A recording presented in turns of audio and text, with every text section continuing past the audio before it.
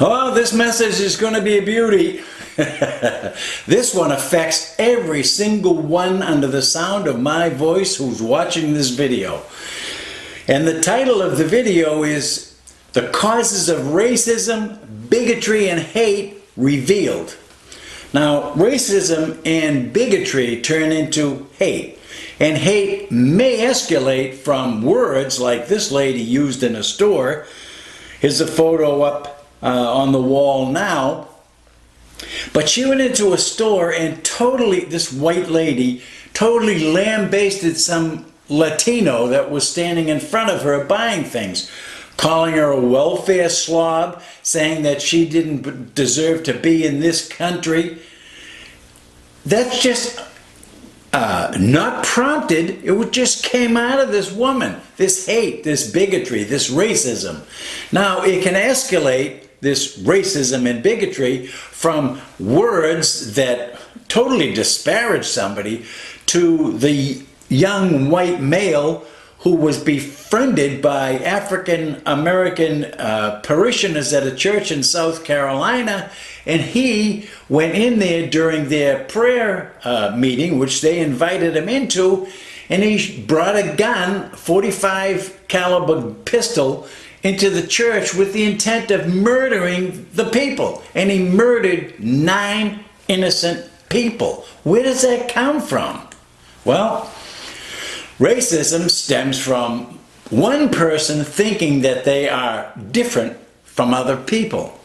Racists and bigots see others as either being inferior or superior to them. Works both ways, absolutely works both ways. The people who think that they are inferior to others tend to lash out, and they want what the superior person has. The Bible calls this, by the way, coveting or covetousness. You want something that doesn't belong to you, somebody else has it, and you have an intent to go steal it. Some people kill another person for $3. You've read about that. Or for a pair of expensive Nike sneakers. We've all read the newspapers and seen the news on TV, and they feel absolutely no remorse and no compassion when they rob, beat, or kill who they perceive as their enemy. Where does this hatred and bigotry and racism come from? We're about to discover that. The people who feel superior to other humans, like the KKK or white supremacists, tend to look down on those who they consider to be inferior to them. I don't know if you've ever felt that way, but it comes with training sometimes. So where does all this come from? Well, let's take a look at some of the comments or opinions on Facebook.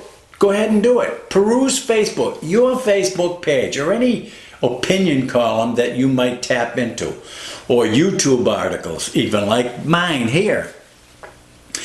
Those who have one set of beliefs think that they are superior to those who don't believe the same way they do about any subject. And I'm probably going to get a few people that are going to disparage everything I'm saying. I don't care. I'm used to it, and it's my video. But generally, these people make comments that disparage or ridicule the original commentator. Typically, name-calling, very offensive, bad language ensues, and that starts a royal battle on the internet.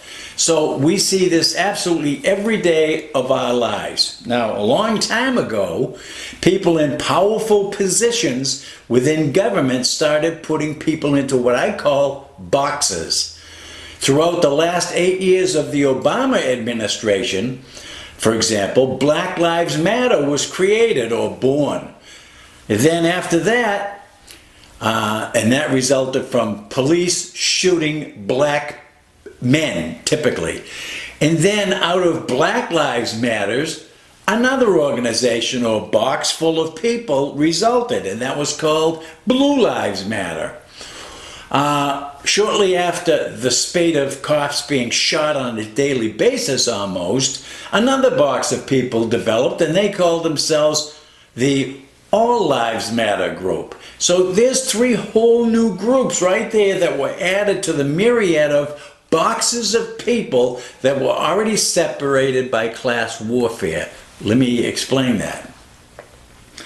Donald Trump, the next president, 45th president of the United States, is calling for all of us to become one America. He gets it. We should be able to get it, and by the end of this message, hopefully we will be able to understand where racism and bigotry comes from and what we can do about it so that we can try to fix the division going on. We know half the country is divided. We're told that in the press, but we see it, we know it, we feel it, we sense it. It's sort of like here's what Trump gets and what you'll get in just a minute, because I'm going to attack your memory bank for just a moment. You remember 9/11, right? We were attacked by Muslim extremists at the World Trade Center in New York. That was the second attempt, by the way. 1993, a guy named Youssef, whatever, I can't remember his last name, but he's in Denver prison somewhere doing life. But we were put into boxes that the progressives are people in power who hacked the Democratic Party of yesteryear, and they put everybody into boxes. You know it, and I know it, but let me remind you, because we just went through an election, and you saw everything I did. Here's a box of blacks. Here's a box of whites. Here's a box of Latinos. Here's a box of Hispanics. Here's a box of millennials. Here's a box of senior citizens, Asians, LGBT community stuck in that box. White uneducated men stuck in that box. White educated men. White uneducated women and white educated women. All of us were stuck in a box somewhere. Of course, other boxes were full too. Over in that box, it's called identity politics, but over in that box, there was a box full of deplorables. Remember that? A box full of Republicans, Democrats, liberals in that box, conservatives in that box, Green Party in that box, libertarians in that box. You name it, and they were all, we placed in boxes. Again, it's called identity politics, and progressives started it. Do you know why? Of course you don't know why. That's why I'm here, to enlighten you. I study this stuff until I'm blue.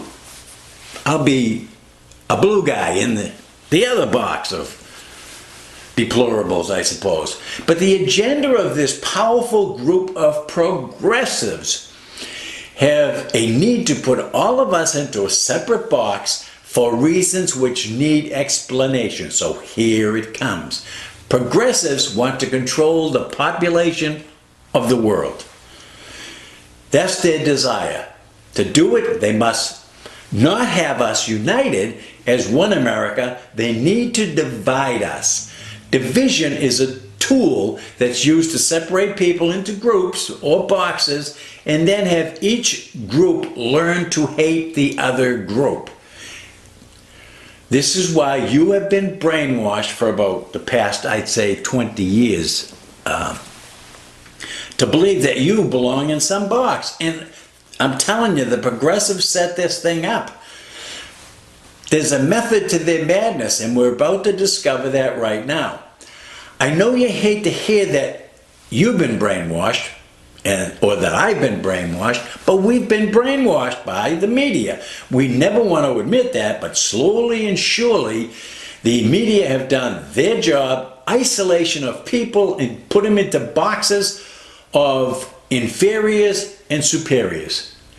When that condition exists, we have a divided country, and we all know that America is divided. Works every time. Do you realize that Adolf Hitler did it? He did exactly what progressives are doing and have been doing for the past, since 1954. I'll explain that in a minute. And Hitler almost got away with it. I know you hear it, you know, Bush is like Hitler, and you know, Trump is like Hitler, and but we all know our history. Adolf Hitler almost got away with complete domination of the world. He thought he knew how to run the world just like progressives do. He thought he was very intelligent and the rest of the people were stupid. So what he needed to do to accomplish his superiority and to rule the world, which he almost did, as we know, he needed puppets. He couldn't do it by himself. Somebody would have shot him or something. But he needed to have puppets in high places who could manipulate the masses, and when they did it through greed or punishment, in other words, he would either pay these people and make them very wealthy, or with the promise of being wealthy and part of his regime, or if they were, you know, he needed them and they weren't cooperating, he'd have somebody go and explain to them, you know, bump off a family member, whatever it took to get them into his box, if you will, of puppets to rule the world with him. He never trusted anybody, so if somebody got out of line, he would just shoot him, just like Kim Jong-un, whatever his name is, over there in North Korea does. But his followers in power pulled off this world power situation. The progressives operate exactly the same way. They're led by a group of about 150 powerful and rich people in the world. And those powerful and rich people have their puppets. And they're in place, and they're in place by the same thing Hitler used, promises of great wealth. And if they control the population using government and banks and healthcare to do it, then this group of progressives, the leader group of about 150 worldwide, run the population in America, Europe, Greece, throughout the world, doing it through banks, doing it through governments, and doing it through making people dependent on the healthcare system. Here's how it works. The puppet masters, in what I call, or is known as, the Bilderberg Group, Google it sometime, they meet in secret every year, and they have certain puppets in place around the world, and they gather to continue their agenda that they've been trying since 1954 when it was established. In the US, it was the Clintons, the puppets, and then Obama, and then we narrowly escaped their continued agenda to rule the world when Hillary Clinton was defeated in November. You have no idea what you narrowly escaped from during this election. None, but I might be able to enlighten you.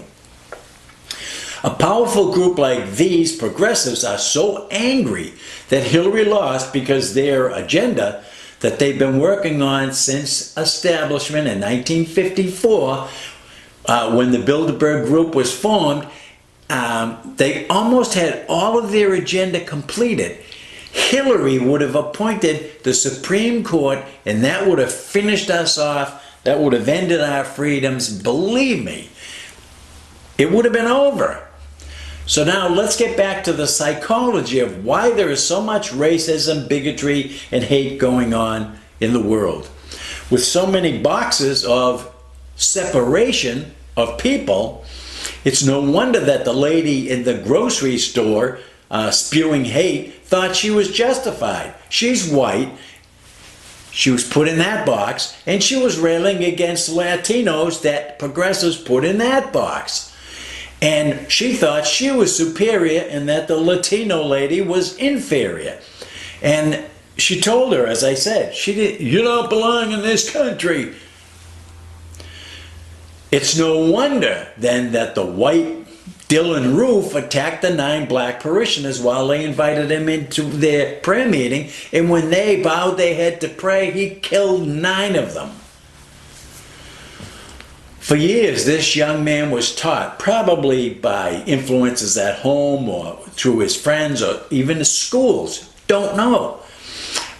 He was taught, though, that blacks are inferior to whites. And for years, he built up this hatred towards the black community. He was taught that these people are in an inferior box to him. And yet the people he killed were kind and gentle and godly people without hate. They invited him in, a white guy, they invited him into their prayer group because they had compassion on him. You see how the black parishioners in that church in South Carolina had compassion on the white guy? They didn't put him in a box. They were trying to help the guy. They had compassion on him, thought that he needed some prayer and so forth. He certainly does, as it turned out. But he betrayed that compassion out of years of hate for these inferior to him people. As you all know, we have Sunni Muslims killing their Muslim brothers and sisters who are Shiite Muslims. Let me educate you on that for just a moment. They both worship the same God, Allah, but the Shia Muslims subscribe to the teachings of the Prophet Muhammad, who died in 632 AD. And he taught that all who don't worship Allah and subscribe to his Quran that he wrote, if they don't subscribe to that and believe that Muhammad is the prophet for Islam, then they are all infidels, and they must be dealt with harshly, even murdered, really. An infidel is anyone who does not bow to Allah, their God.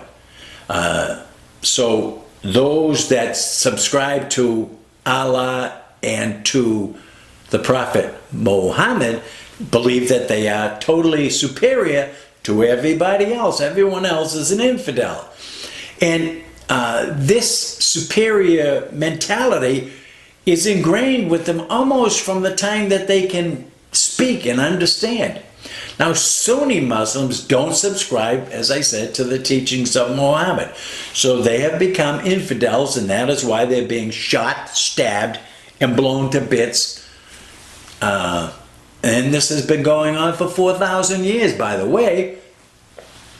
So if that's true, let's trace hatred, bigotry, racism back even further than when Islam came into existence.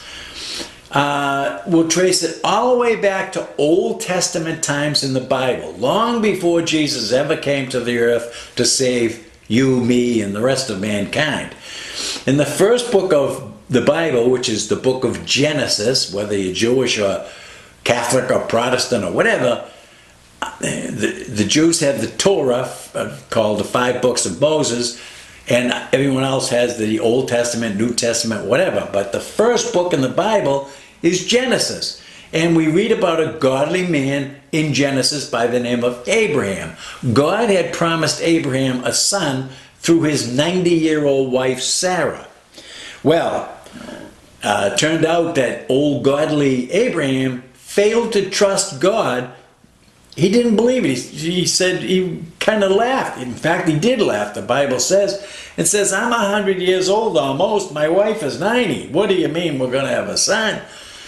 And so they didn't trust God. And what happened was Sarah, who also didn't trust God at the time, said to Abraham, why don't you just, have intercourse with my handmaiden, my Egyptian handmaiden by the name of Haggai.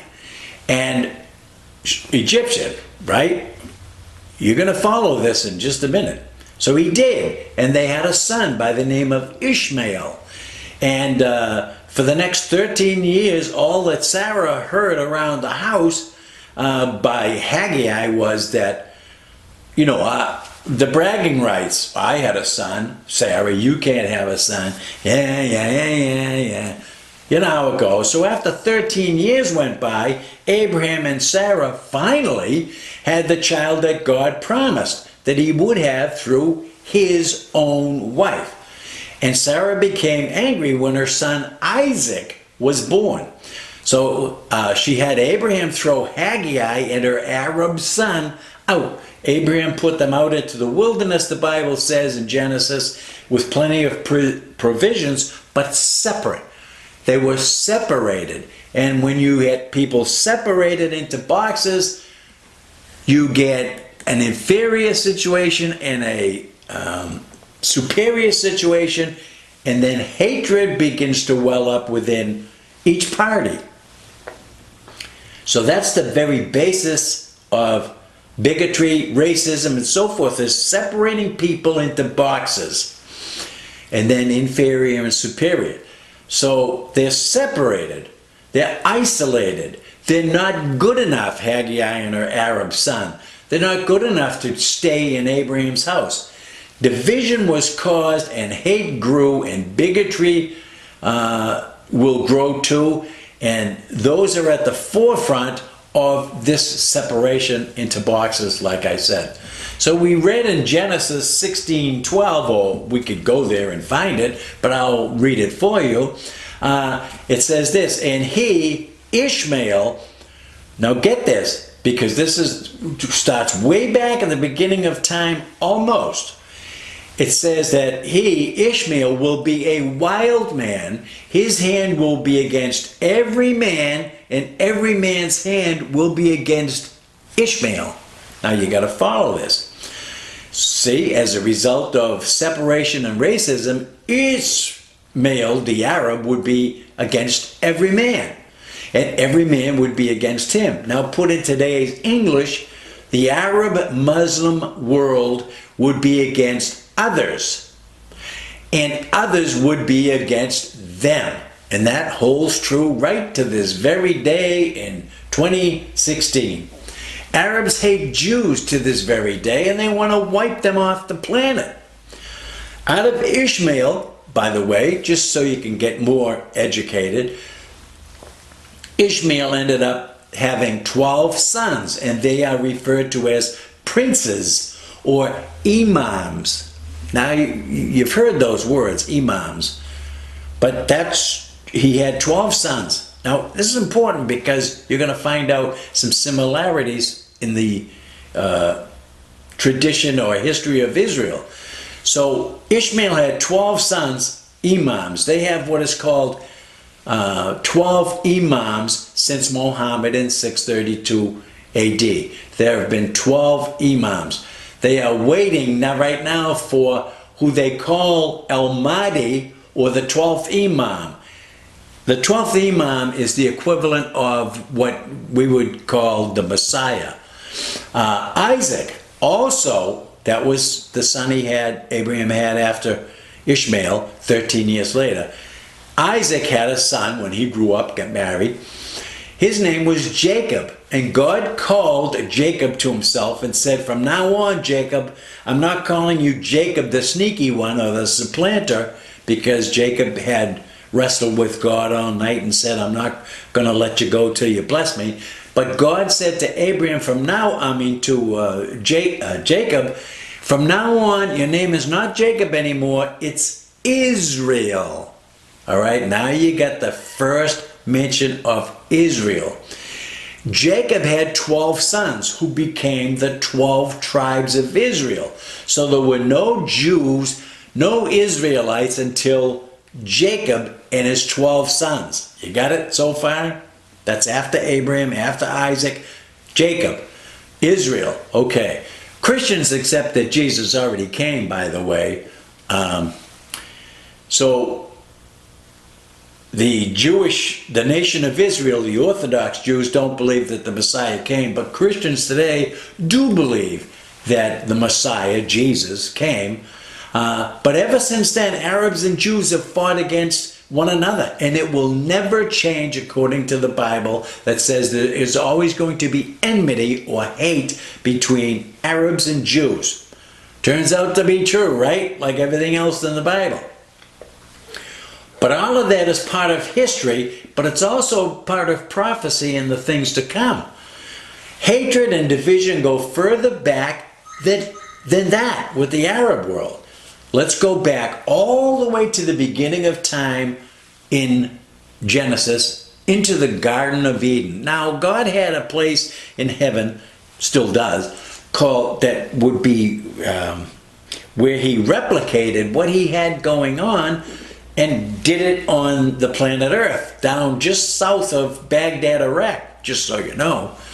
Bible tells us where 4 rivers converge. Well, one river disappeared after the flood. I don't want to get down on history, but in the Tigris River, the Euphrates River, the ones that remain is right just south of Baghdad, down toward Kuwait, just so you know. So here's the Garden of Eden. God creates Adam, and then he takes a rib from Adam and makes woman so that Adam can have a helpmate. So God created Adam and Eve and placed them in the Garden of Eden, which is the mirror image of what God has in heaven. He told Adam and Eve to eat of the fruit of every tree in this whole garden. Could have been 1,000 trees, I don't know. They could have had everything there, but he had one rule, one commandment back then. When Moses came around, there became 10 commandments, as most of us know. But back in the Garden of Eden, God only gave them one commandment. Of all the trees you see in this garden, Adam and Eve, just don't eat of the tree of the knowledge of good and evil. That's the only rule I have. I don't want to get on that rabbit trail of why God did that, but he had to have good and evil, right and wrong. So he had to, and we're made with a free will choice, it's called. So if you never have a choice to go down the wrong path and rebel against God, then you don't really have free will, you're a puppet, like these people in power now. Okay, so don't eat of the tree of the knowledge of good and evil, and God says, for in the day that you eat of that tree, you will surely die. They would have lived together. They had the tree of life in the middle of the Garden of Eden, and they could eat freely of that all the time. So if you partake of that one tree, you shall surely die. Now, they were patented to live forever, as I was saying. And Adam, as it turned out, if you check your history in the Bible, which is a history book, he lived to be 630 years old. So, enter Satan. God had just tossed Satan out of his heaven because Satan and 1/3 of the angels that Satan convinced to follow him wanted to overthrow God. Satan wanted to be like God. He wanted to dethrone God and take over. So God just threw him out of heaven, and he landed in a place called Bergama, Turkey. That's what it would be today. It was Pergamos. If you read the book of Revelation, you will discover that I'm correct. The Apostle John says that Satan's throne is in Pergamos, Turkey. Okay, without running down a rabbit trail, I'll get off that, but let's go back down to the Garden of Eden. If you want to know all about this Garden of Eden in Baghdad and Iraq and stuff, I wrote a book called Heaven, How Do I Get There? It's available on www.relationshipbooks.com. Get the book, it's $9.95, and you can study all about heaven and all about the beginnings, and there's maps in there and all kinds of stuff. I do my work, I do my studying. So read that. But Satan said this to Eve. I could see him now doing this with his whatever clothing he had on. Eve, first thing is Satan is not omnipotent like God. He doesn't know everything. He can't be everywhere. But what he said was, he was trying to test Eve and says, well, did God tell you not to eat of this particular tree? Yes, he did. And then Satan says this. He said, Eve said, yes, if we eat of this forbidden fruit, we're going to die. Satan says this, listen to me, Eve. Surely, I'm telling you right now, you will not die. Let me tell you that it has never changed from back then to now. Satan says to Eve what he says to you and to everybody else who will listen. Are you going to believe what God says? That would be what he said was in his Bible. Or are you going to believe what I say? And people have a choice to believe what God said. It's a choice. And you have to make that choice to believe what God says or what the devil tells you. Now, later on, when Jesus did come to the earth, he said this about Satan in John chapter 10, verse 10. He said this, Satan comes only to steal and kill and destroy, but I come to give you life and to give it to you more abundantly. So Jesus paints a picture of what Satan's deal is. He comes to steal, kill, and destroy, which is what hatred, bigotry, and racism does to you and to me. So it's been a battle ever since the Garden of Eden, good versus evil. The battle between good, which is God, and evil, which is Satan. If you add a D to evil, you got devil. You will say, well, maybe, John, come on, the Bible is full of errors and it was written by man, not by God. We can't believe what's in there. I'm going to tell you, take that up with God, because that's where you have to argue with him. I accept everything that's in the Bible. I've studied the Bible for the last 50 years and I've never found one error. And believe me, I tried. I searched things out that either made no sense initially to me or that I thought was contradictory. And then I only, when I got into it and studied it, I found that there are no errors. There are no contradictions whatsoever. If you have any, all you got to do is leave a note right here on this website and keep it clean, and I will certainly direct an answer to you. So whenever we see hatred, bigotry, division, separation of people, bigotry, murder, horrific acts of violence, it's Satan doing what he does best. So what's the cure then, you have to ask, right? There is a cure. The cure comes about when we begin seeing others as our own equal. We don't. There's no such thing as inferior or superior. You have to see everyone else as your equal. No boxes, just one people, one America, like Trump is trying to get us to do. Or if you're viewing this and you are from Poland, you have one nation of people. Poland. So in America, this is what Trump is trying to get us to do, is become one America, one people, one box, and to be cohesive and to march forward all for doing the right things. So when we start seeing blacks, Latinos, gays, or the host of others that progressives have put us into that box, we need to value each other's belief systems just like we value our own. I mean, we could argue, I'm right, you're wrong, and all that. That's okay, that's debate. But you can't diminish and disparage and demean the other person who's entitled to have an opinion, right? They're entitled to have a lifestyle.